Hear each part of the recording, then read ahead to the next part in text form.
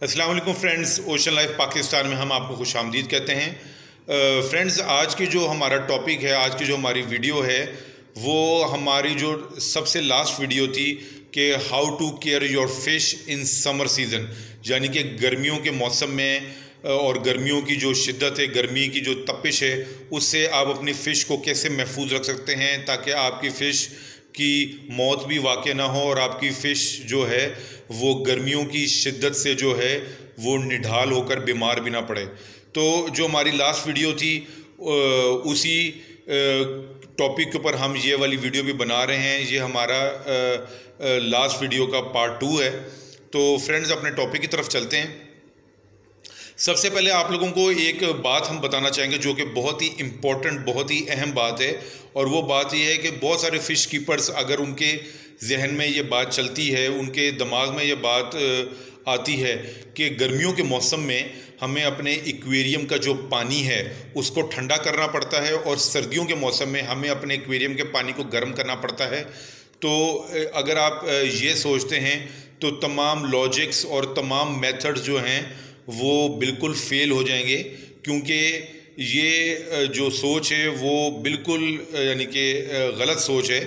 आपको चाहे गर्मी का मौसम हो या सर्दी का मौसम हो, आपको अपने एक्वेरियम के पानी को जो है वो एक्वेरियम के पानी के टेम्परेचर को आपको मेंटेन करना होता है। क्या करना होता है? सिर्फ मेंटेन करना होता है, ना कि उसको गर्मियों में ठंडा और सर्दियों में गर्म करना पड़ता है। तो ये एक बहुत इंपॉर्टेंट पॉइंट था जो हम अपने नाजरीन से सबसे पहले शेयर करना चाहते थे। तो फ्रेंड्स, हम अपने जो है इस वीडियो में जो है हम आपको ये भी बताएंगे कि जो टिप्स हम आपको लास्ट वीडियो में दी थी और इस वीडियो में देने जा रहे हैं, उनमें आपने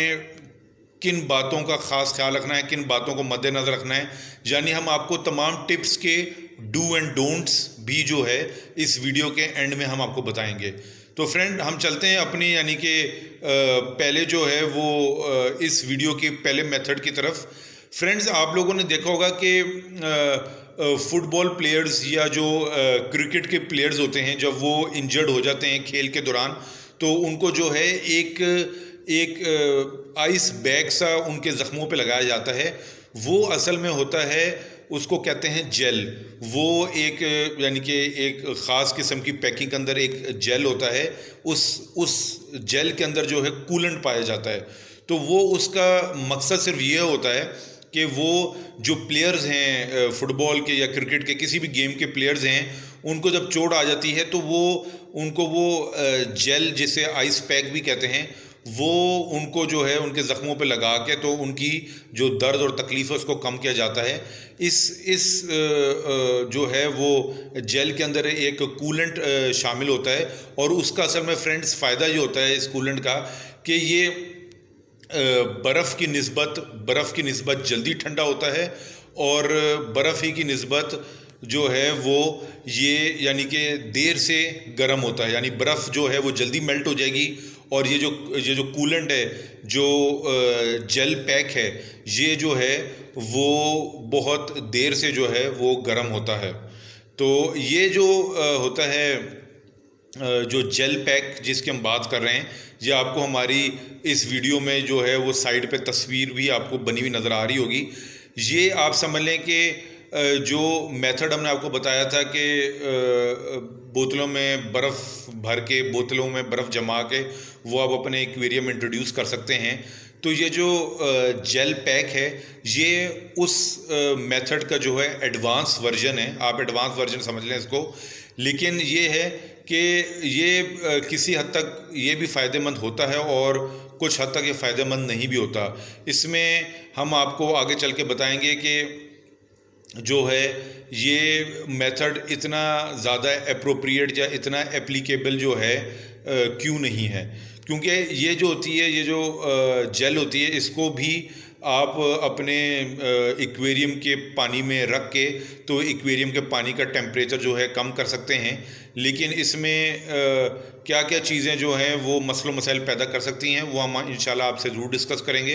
तो एक तो हमने आपको ये मेथड बता दिया कि जेल का या आइस पैक का कि वो आप अपने एक्वेरियम के पानी में डाल के अपने एक्वेरियम के पानी के टेम्परेचर को 3 से 4 डिग्री तक जो है वो कम कर सकते हैं। नेक्स्ट जो है फ्रेंड्स वो हमारे पास है कि नेक्स्ट मेथड जो है वो ये है कि आपके जो एक्वेरियम के ऊपर जो टॉप्स होते हैं, जिसे हुड भी कहते हैं और कैनोपी भी कहा जाता है, वो अगर आप उतार देंगे तो उससे भी, उसके उतारने से भी जो है आपके एक्वेरियम के पानी का टेम्परेचर जो है कम हो सकता है। और वो कम कैसे हो सकता है वो भी हम आपको बताते हैं। फ्रेंड्स, आपने देखा होगा कि जो आपके जो फिश टैंक के जो शीशे का लेवल होता है और जो उसमें जो पानी होता है, पानी का जो लेवल होता है उसमें हमेशा 2 से 3 इंच का गैप होता है, 2 से 3 इंच का यानी कि गैप मौजूद होता है। तो कभी आप अपने एक्वेरियम की जो है कैनोपी उतारें या उसका हुड उतारें तो आप देखेंगे कि वो जो गैप है, उस गैप के अंदर कुछ वाटर वेपर्स बने हुए होते हैं, यानी कि कुछ पानी के बुखारात बने होते हैं, कुछ भाप सी बनी हुई होती है। वो जो भाप होती है फ्रेंड्स, वो बेसिकली एक्वेरियम के पानी से ही इवेपोरेट होके तो वो जो शीशा होता है उसके ऊपर वो भाप बनना शुरू हो जाती है, वाटर बबल्स बनने शुरू हो जाते हैं। और ये जो भाप होती है इसका टेम्परेचर इंतहाई ज़्यादा होता है। आपके एक्वेरियम का जो पानी होता है, एक्वेरियम के पानी से कहीं गुना ज़्यादा इस भाप का टेम्परेचर होता है जो कि एक्वेरियम के शीशे पे जमी हुई होती है। तो होता ये है कि अगर आप कैनोपी या हुड अपने एक्वेरियम के ऊपर नहीं देते तो, और आपके जो है वो रूम के अंदर कोई सीलिंग फैन चल रहा है या कोई रूम कूलर चल रहा है, तो उससे जब हवा जो है वो पड़ती है एक्वेरियम के पानी के ऊपर, एक्वेरियम के पानी के ऊपर हवा पड़ती है तो उससे जो ये जो भाप जो जमी होती है शीशे के ऊपर, ये इवेपोरेट होके उड़ना शुरू हो जाती है और इसकी जगह जो है वो एक्वेरियम के पानी में नई भाप बनती है। नई भाप बन के फिर वो शीशे के ऊपर आती है और जब ये सीलिंग फैन की हवा जो है वो एक्वेरियम के पानी की सरफेस के ऊपर पड़ती है तो वो जो नई भाप शीशे के ऊपर जमती है वो भी जो है वो इवेपोरेट हो जाती है। तो उससे होता ये कि ये एक साइकिल चल पड़ता है जिससे आपके एक्वेरियम का जो पानी है उसका टेम्परेचर कम होता रहता है, कम होता रहता है। और वो जो भाप की सूरत में जो ज़्यादा टेम्परेचर होता है, उस भाप में बहुत ज़्यादा टेम्परेचर होता है तो वो जो है इवेपोरेट होके हवा की नज़र हो जाता है। तो एक तो बात ये हो गई, एक तो मेथड ये हो गया कि आप कैनोपी और हुड वगैरह जो है अपने एक्वेरियम के ऊपर ना दें, और फैन या कोई रूम कूलर चल रहा है तो आपके एक्वेरियम का जो पानी का टेम्परेचर होगा वो ऑटोमेटिकली आहिस्ता आहिस्ता ग्रेजुएटली जो है वो रिड्यूस होना शुरू हो जाएगा। उसके अलावा फ्रेंड्स, अगली हम बात करते हैं कि जो एयर बबल्स होते हैं, जो यानी कि ये ऑक्सीजन के जो बबल्स होते हैं जो कि एयर पंप के स्टोन से भी निकलते हैं, और ये जो पावर हेड या इंटरनल फिल्टर होता है उससे भी आप बबल्स निकलते हुए देखते हैं जो मछलियों को ऑक्सीजन प्रोवाइड करते हैं। फ्रेंड्स, ये जो बबल्स होते हैं ये भी किसी हद तक जो है एक्वेरियम के पानी का टेम्परेचर को कम करने में मददगार साबित होते हैं। और ये आप समझ लें कि अगर आपके एक्वेरियम में ज़्यादा से ज़्यादा बबल्स होंगे, 4 गुना ज़्यादा बबल्स आपके एक्वेरियम के पानी में मौजूद होंगे, तो उससे भी आपके जो है वो एक्वेरियम का जो टेम्परेचर है वो 2 से 3 डिग्री सेंटीग्रेड जो है वो गिर जाएगा। आपने फ्रेंड्स देखा होगा कि ये जो इंटरनल फ़िल्टर होते हैं, ये इंटरनल फ़िल्टर एक ख़ास यानी कि ख़ास रेंज तक, एक ख़ास जगह तक जो है वो बबल्स पानी में छोड़ रहे होते हैं, यानी इनकी एक रेंज होती है, उससे आगे ये बबल्स जो है वो नहीं जाते। तो फ्रेंड्स, आपका अगर एक्वेरियम का साइज़ बड़ा है तो ऑब्वियसली आपने ये देखा होगा कि एक्वेरियम में हर जगह तो बबल्स प्रोड्यूस नहीं हो रहे होते। बहुत सारी जगहें ऐसी होती हैं जहाँ जो है वो जो ऑक्सीजन होती है पानी के अंदर वो कम हो जाती है, तो उसका नुकसान मछलियों को होता है। और जो है ज़ाहिर है कि अगर बबल्स, एयर बबल्स एक्वेरियम के पानी में कम होंगे तो उससे आपके जो है एक्वेरियम का जो टेम्परेचर है वो भी इंक्रीज़ होना शुरू हो जाता है। तो उसमें फ्रेंड्स आप मुख्तलिफ़ तरीक़ेकार को जो है अपना के अपने एक्वेरियम के अंदर जो एयर बबल्स हैं उनको 4 गुना ज़्यादा इंक्रीज़ कर सकते हैं ताकि आपके एक्वेरियम के पानी का टेम्परेचर लो हो जाए। उसमें आपके पास, अगर आपका बजट अच्छा है, आपके पास एक अच्छी अमाउंट है, तो आप जो है वो जिस तरह आपने एक अगर इंटरनल फ़िल्टर लगाया हुआ है, जैसे कि आपको मेरे एक्वेरियम में नज़र आ रहा है ब्लैक कलर का इंटरनल फ़िल्टर, तो आप इसी तरह का जो है एक और इंटरनल फ़िल्टर भी इंस्टॉल कर सकते हैं इसके बिल्कुल ऑपोजिट साइड पर। जैसे कि आपको नज़र आ रहा है कि हमने 2 इंटरनल फ़िल्टर इस वक्त लगाए हुए हैं, एक लेफ़्ट पे और एक राइट पे। तो आपका बजट अगर अच्छा है तो आप 2 इंटरनल फ़िल्टर लगा सकते हैं। उससे ये है कि जो पानी में जो एयर बबल्स की तादाद है वो ज़्यादा हो जाएगी और आपके जो एक्वेरियम के पानी का टेम्परेचर होगा वो 2 से 3 डिग्री सेंटीग्रेड तक गिर सकता है कुछ घंटों के बाद। तो और जो है वो जो लोग ये पावर फिल्टर या इंटरनल फिल्टर जो है वो समझते हैं कि ये महंगा है और अफोर्ड नहीं कर सकते, तो उनके लिए हम दूसरा तरीक़ेकार बता देते हैं कि जो एयर पंप होता है, आप एयर पंप की मदद से भी अपने एक्वेरियम के ऐसे कोनों में जहाँ एयर बबल्स नहीं जा पा रहे और ऑक्सीजन का फुकदान हो सकता है, ऑक्सीजन की कमी हो सकता है, तो एयर पंप के जो है ज़रिए आप अपने एक्वेरियम के तमाम कोनों में जो है वो बबल्स को जो है वो फैला सकते हैं, ताकि आपकी मछलियों को सांस लेने में भी दुश्वारी ना हो और ग्रेजुएटली जो है वो एक्वेरियम के पानी का टेम्परेचर भी जो है वो कम होना शुरू हो जाए। एक तो आप एक्स्ट्रा इंटरनल फ़िल्टर लगा के जो है वो उसकी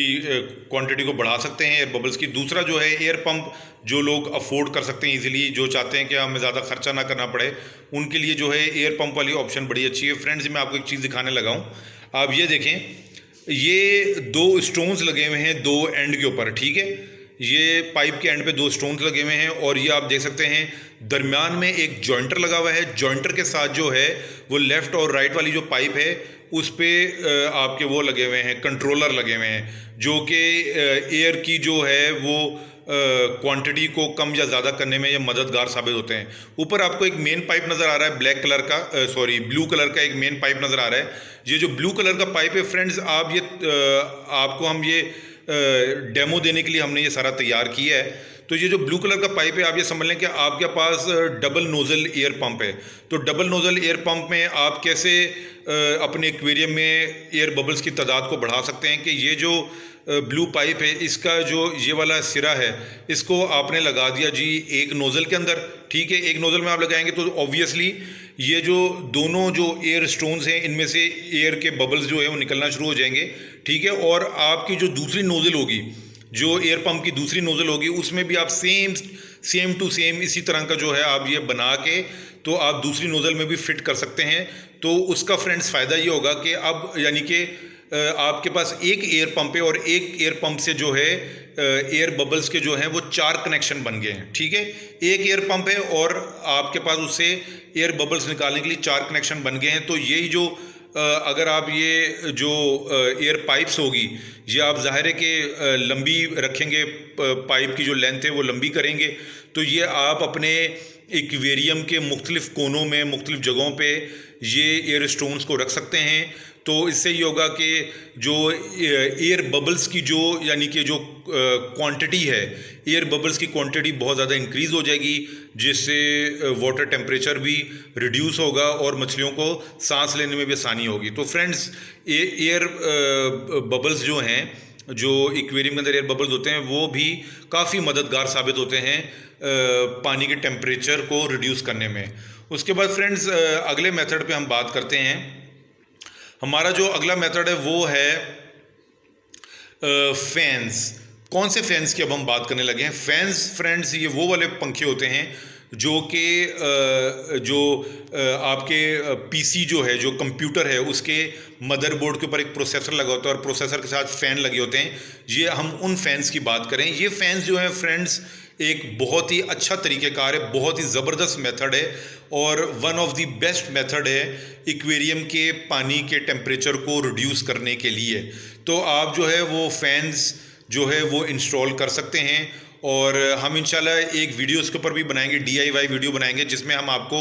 फ़ैन को इंस्टॉल करने का तरीक़ेकार बताएंगे कि फ़ैन आप किस तरह से जो है, ये जो PC फ़ैन होते हैं जो CPU के ऊपर लगे होते हैं, ये फ़ैन आप कैसे अपने एक्वेरियम के ऊपर इसको लगा के तो आप अपने एक्वेरियम के पानी के ऊपर जो है वो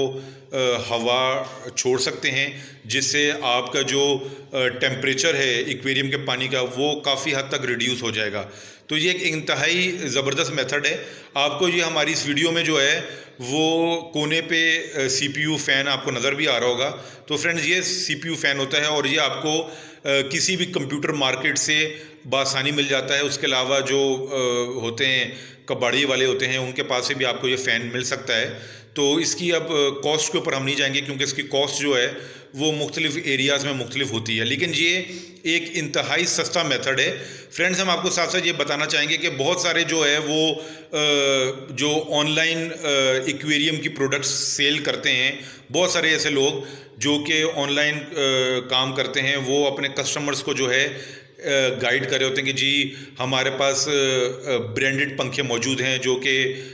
चाइनीज़ कंपनीज़ के हैं ब्रांडेड पंखे। वो अगर आप अपने एक्वेरियम के ऊपर जो है वो रखेंगे, एक्वेरियम के ऊपर वो पंखे लगाएंगे, तो उससे आपके एक्वेरियम के पानी का टेम्परेचर बहुत ज़्यादा यानी कि कम हो जाएगा,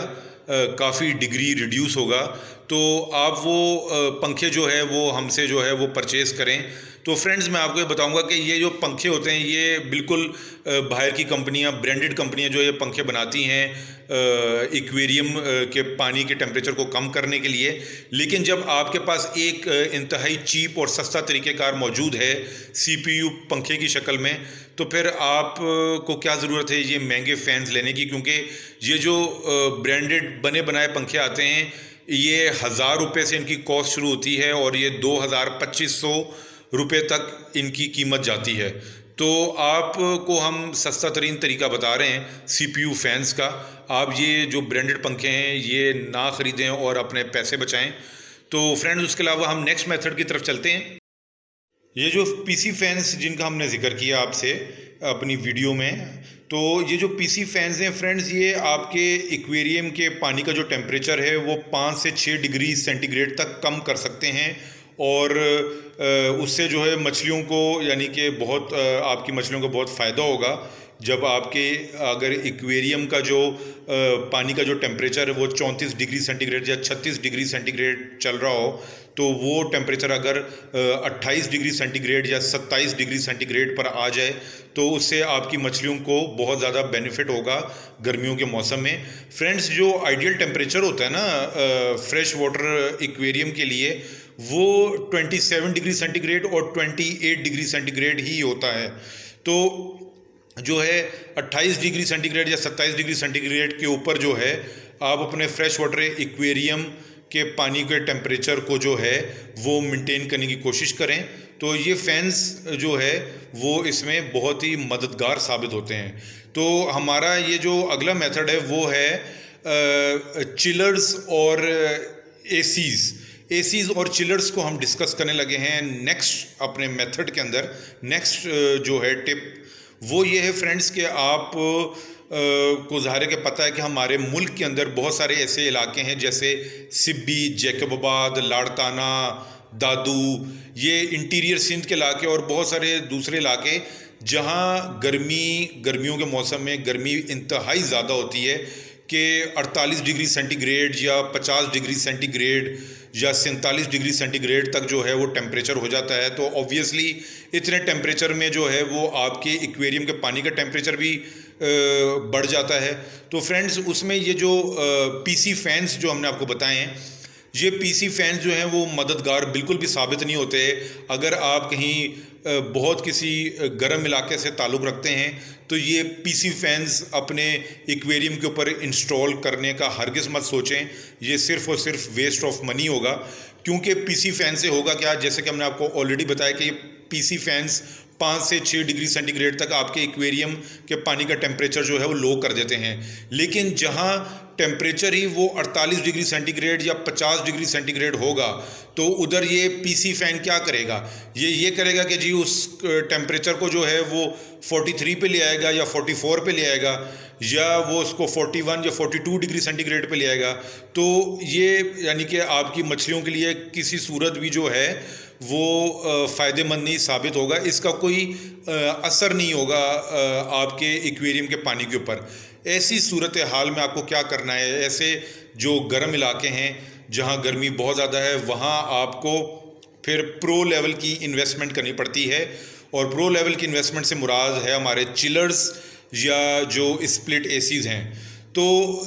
बात यह है कि ज़ाहिर है कि चिलर्स और स्प्लिट एसीज़ जो हैं वो अगर आप अपने एक्वेरियम के लिए लगाते हैं तो ऑब्वियसली एसी या चिलर वगैरह वो सस्ते तो आते नहीं, उनकी तो प्राइस भी बहुत ज़्यादा है। तो ये आपकी एक ह्यूज लेवल की इन्वेस्टमेंट हो जाती है। और उसमें ये है कि आप अपने एक्वेरियम का जो टेम्परेचर है उसको आप इस तरह से मेंटेन कर सकते हैं कि वो 27 या 28 डिग्री सेंटीग्रेड के ऊपर आ जाए एसी चलाने से। तो फ्रेंड्स उसमें हम आपको ये बताएं कि अगर किसी ने इतने गर्म इलाकों में जो है वो मरीन वाटर यानी सॉल्ट वाटर के एक्वेरियम रखे हुए हैं, बहुत गर्म इलाका है और आप मरीन का आपका जो है वो सेटअप है, तो उसमें ऑब्वियसली उसमें भी ये पीसी फैंस कारामद नहीं रहते, आपको एसी या चिलर का सहारा लेना पड़ता है। क्योंकि जो सॉल्ट वाटर जो एक्वेरियम होते हैं उनके लिए जो सख्त गर्मी में जो आइडियल टेम्परेचर होता है वो 24 डिग्री सेंटीग्रेड से 25 डिग्री सेंटीग्रेड तक एक अच्छा टेम्परेचर होता है मरीन वाटर के लिए। तो उसमें भी आपको ये महंगे चिलर्स और एसीज़ का सहारा लेना पड़ता है, वरना आपकी जो है वो जो होते हैं कोरल्स होते हैं वो ब्लीच होना शुरू हो जाते हैं। और अगर आपके पास जो है वो प्लांटेड एक्वेरियम है, लाइव प्लांटेड एक्वेरियम है, तो उसमें भी आपको जो है 26 या 27 डिग्री सेंटीग्रेड जो है वो अपने एक्वेरियम के टेम्परेचर को मेंटेन करना पड़ेगा। और अगर आप उसको नहीं मेंटेन करेंगे तो जो है आपकी मॉस वगैरह और जो डिफरेंट प्लांट्स होंगे वो ख़राब होने शुरू हो जाएंगे बहुत तेज़ी से पानी की गर्माइश की वजह से। तो उस सूरत में भी आपको जो है वो एसीज़ और चिलर्स का जो है वो सहारा लेना पड़ता है। तो फ्रेंड्स ऑब्वियसली अब जिन लोगों ने ये फ़िश कीपिंग हॉबी का शौक़ पाला हुआ है और वो गर्म शहरों से भी वो लोग वाबस्ता हैं, तो उनको फिर जो है वो एसी चलाने की ज़रूरत पड़ती है।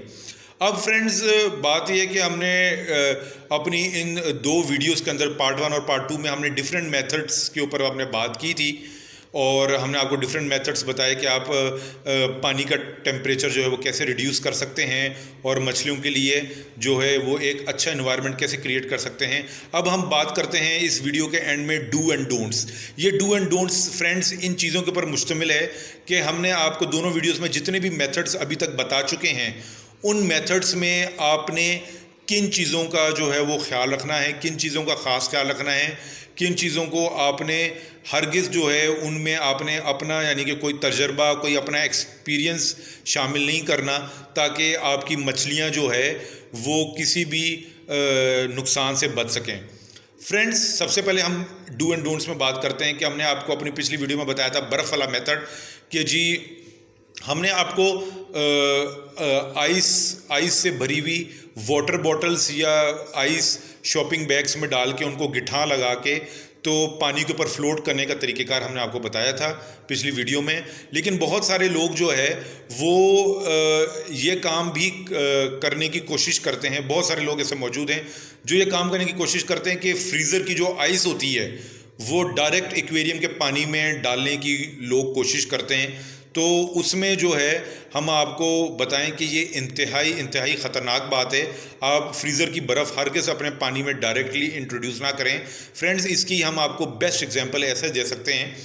कि जैसे कोई भी ड्रिंक है और उस ड्रिंक के अंदर आप बर्फ़ डालते हैं, उस ड्रिंक को अपने लिए जो है वो पीने के कारामद बनाते हैं कि वो आपकी ड्रिंक ठंडी हो जाए और आप उसको पिएं। तो जैसे ही आप उस ड्रिंक का सिप लेते हैं तो आपको एक ठंडेपन का एहसास होता है, एक आपको पता लगता है कि जी आपकी ड्रिंक बहुत ज़्यादा यख ठंडी है। तो जब जैसे जैसे वो जो है वो उस ड्रिंक की बर्फ़ पिघलना शुरू होती है और आप मज़ीद सिप लेते हैं तो आप महसूस करते हैं कि आहिस्ता आहिस्ता जो उस ड्रिंक का उस मशरूब का जो निचला हिस्सा होता है वो आपको गर्म महसूस होना शुरू हो जाता है, यानी कि ऊपर से आपको वो ड्रिंक ठंडी लगती है, यख ठंडी, और जब आप उसके आखिरी 2-4 सिप लेते हैं तो वो आपको गर्म महसूस होती है। फ्रेंड्स ऐसा क्यों होता है? ऐसा इसलिए होता है क्योंकि जो बर्फ़ होती है वो ऊपर वाली सतह के ऊपर पानी के ऊपर वाली सतह पे फ्लोट कर रही होती है, और जब वो मेल्ट होती है तो मेल्ट होके वो अपना जो असर होती है वो ऊपर वाले लिक्विड के अंदर ही अपना असर उसका रह जाता है, और लिक्विड का जो निचला हिस्सा होता है उस तक उसका जो ताजगी का और ठंडक का जो असर होता है वो लिक्विड के नीचे वाले हिस्से तक जो है वो नहीं पहुंच पाता। तो लिहाजा आपको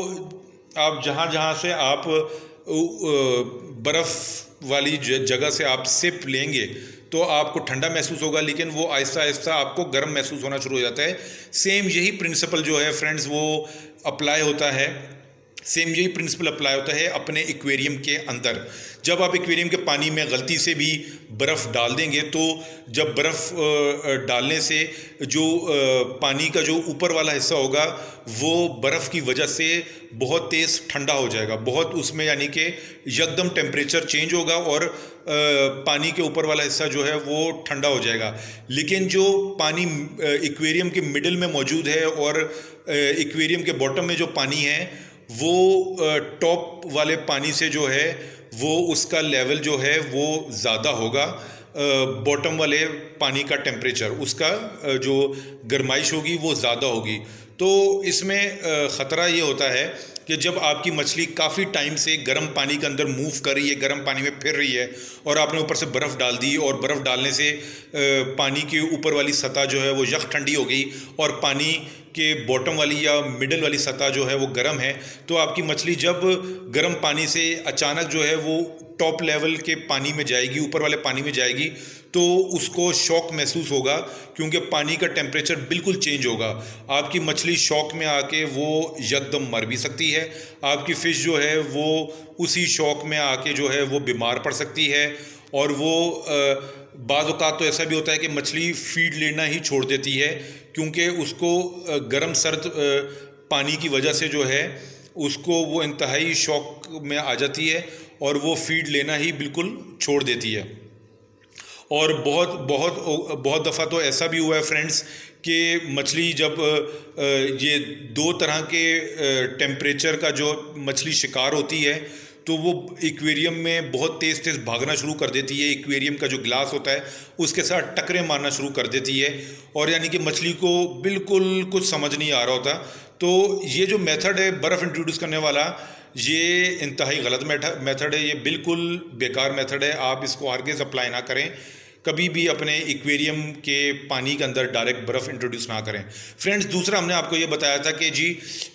आइस से भरी हुई वाटर बॉटल्स जिनके ऊपर कैप लगा हुआ हो वो आप बॉटल्स जो हैं अपने एक्वेरियम के पानी में इंट्रोड्यूस करें। बिल्कुल आप इस मेथड को अप्लाई कर सकते हैं, लेकिन ये थोड़ा सा अनहाइजीनिक और ज़रा सख्त किस्म का मेथड हो जाता है। उसकी रीज़न ये कि जो आइस वाटर बॉटल होती है वो आपके एक्वेरियम के पानी के टेम्परेचर को 4 से 5 घंटे के लिए 4 से 5 घंटे के लिए आपके वाटर टेम्परेचर को रिड्यूस कर सकती है। उसके बाद ग्रेजुअली पानी का टेम्परेचर फिर से बढ़ना शुरू हो जाएगा। तो आप दिन में कितनी जो है वो बॉटल जो है इसी तरह फ्रीज़ करके अपने एक्वेरियम में आप डालते रहेंगे। आपका तो सारा जो है वो टाइम इसी में वेस्ट हो जाएगा कि एक बॉटल जो है वो 4-5 घंटे पानी का टेम्परेचर मेंटेन रखेगी, उसके बाद पानी का टेम्परेचर फिर से बढ़ना शुरू हो जाएगा, फिर आप नई बॉटल ला के उसमें इंट्रोड्यूस करेंगे। तो ये एक डिफ़िकल्ट मेथड है और अनहाइजीनिक इस सेंस में हम आपको बताएं कि अनहाइजीनिक क्यों है, क्योंकि एक्वेरियम का जो पानी होता है वो कोई इतना भी साफ़ नहीं होता है। उसमें ज़ाहिर है कि डेब्रीज होता है, उसमें फ़िश पूप होता है, फ़िश की पोटी वगैरह होती है। तो इस तरह की जो यानी कि मुख्तलिफ़ चीज़ें होती हैं वो आपकी पीने वाली पानी की बोतलों के ऊपर चिपक सकती हैं, और ऑब्वियसली जब वो चिपकेंगी वही बोतल आप जो है अपने फ्रीज़र में रखेंगे, और फ्रीज़र में अगर आपके फ्रीज़र में आइसक्रीम या और किसी किस्म की कोई मशरूबात या कोई ऐसी चीज़ें हैं जो आपकी पानी की बोतल के ऊपर लग जाएं, और वो मिसाल के तौर पे आइसक्रीम वगैरह ही है, वो अगर आपकी पानी की बोतल के ऊपर लग जाए और वही बोतल आप उठा के फ्रीज़र से निकाल के आप अपने एक्वेरियम में इंट्रोड्यूस कर दें तो वो मछलियों के लिए भी यानी कि अच्छा साबित नहीं होगा। यानी कि ये एक अनहाइजीनिक सा बात हो जाती है कि आप सेम बोतल को एक्वेरियम में डालें और उसी बोतल को अपने फ्रीज़र में डाल रहे हैं। और दूसरी इसकी हमने आपको रीज़न ये भी बता दी है कि ये जो है काफ़ी टफ हो जाता है ऑब्वियसली। सारी रात तो आप ये ड्यूटी नहीं दे सकते कि आप जो है हर 4-5 घंटे के बाद जो है रात में भी और दिन में भी जो है वो बॉटल्स जो है वो अपने एक्वेरियम के पानी में आप डालते रहें। ये पॉसिबल नहीं है, इसलिए ये मेथड जो है आइस वाटर बॉटल्स इंट्रोड्यूस करने वाला, ये भी कोई यानी कि आप समझ लें कोई ऐसा सॉलिड मेथड नहीं है। उसके बाद हम बात करते हैं कि हमने आपसे बात की थी जो आइस पैक्स होते हैं, जो यानी कि जेल्स होती हैं, जो हमने कूलेंट या जेल की बात की थी, जो कि यानी कि किसी भी गेम में प्लेयर्स के लिए इस्तेमाल होते हैं, वो भी यानी कि एक मेथड है एक्वेरियम के पानी के टेम्परेचर को रिड्यूस करने का, लेकिन वो भी इतना अप्रोप्रिएट मेथड नहीं है। उसकी रीज़न हम आपको ये बताएं कि जेल बेशक जो है वो जल्दी ठंडी होती है और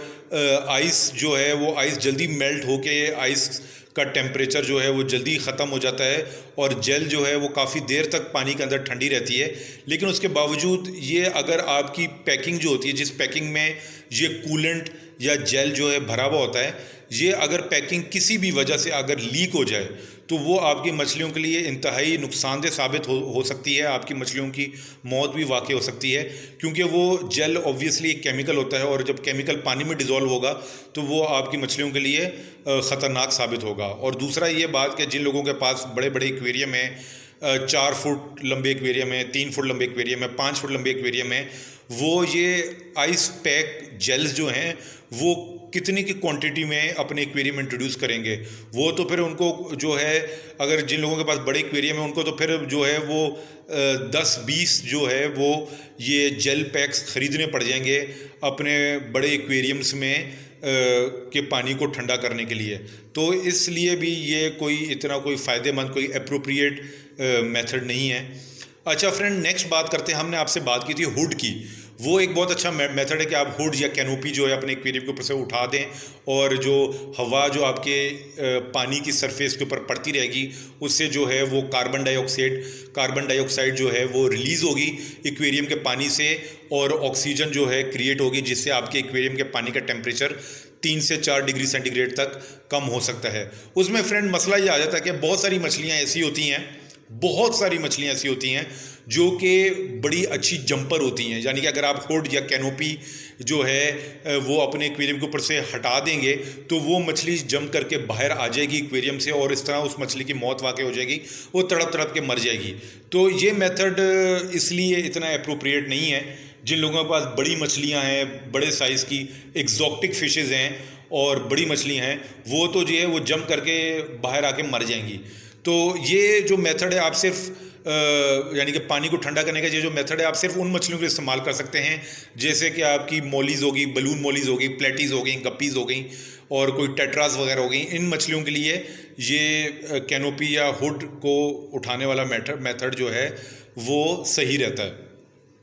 उसके अलावा फ्रेंड्स हमने आपसे बात की थी ये फ़ैन्स की। फ़ैन्स में फ्रेंड्स बस आपको यही ख्याल रखना होता है कि फ़ैन जो है वो आप देख लें कि आपके एक्वेरियम का जो है वो साइज़ क्या है, एक्वेरियम छोटा है या बड़ा है, उसके मुताबिक आप 2 या 3 या 4 पंखे जो है CPU फैंस अपने एक्वेरियम के ऊपर जो है वो आप इंस्टॉल कर सकते हैं। फ्रेंड्स, आप कोई भी मेथड अप्लाई करें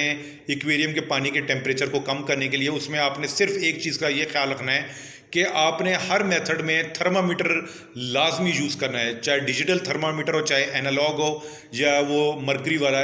थर्मामीटर हो। थर्मामीटर चाहे सर्दियों का मौसम हो या गर्मियों का मौसम हो, थर्मामीटर आपके एक्वेरियम में लाजमी होना चाहिए। उसकी रीज़न ये होती है फ्रेंड्स के लेट सपोज आपने ये PC फैंस लगाए हुए हैं अपने एक्वेरियम के ऊपर और वो आपके एक्वेरियम के टेम्परेचर को जो है वो 26 या 27 डिग्री सेंटीग्रेड तक कर देते हैं और इसी दौरान जो है आपके शहर में, आपके इलाके में बारिश होती है और बारिश से वो टेम्परेचर